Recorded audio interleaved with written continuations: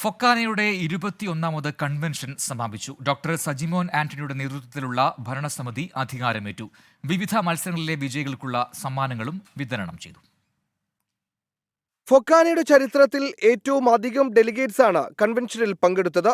കേരളത്തിനുള്ള സഹായങ്ങൾക്ക് ഫൊക്കാനയ്ക്ക് നന്ദി പറഞ്ഞ Francis George MP അത് തുടരുകയും നാടുമായുള്ള ബന്ധം മുറിയാതെ സൂക്ഷിക്കണമെന്നും അഭ്യർത്ഥിച്ചു. അമേരിക്കയുടെ യുവതലമുറ മുഖ്യധാരാ രാഷ്ട്രീയത്തിലൂടെ ക്യാപിറ്റോൾ ഹില്ലിൽ ഇടം പിടിക്കണമെന്ന് വിടവാങ്ങൽ പ്രസംഗം നടത്തിയ പ്രസിഡന്റ് ബാബു സ്റ്റീഫൻ ആവശ്യപ്പെട്ടു. ഡോക്ടർ സജിമോൻ ആന്റണിയുടെ നേതൃത്വത്തിലുള്ള പുതിയ ഭരണസമിതി സത്യപ്രതിജ്ഞ ചെയ്ത് അധികാരമേറ്റു.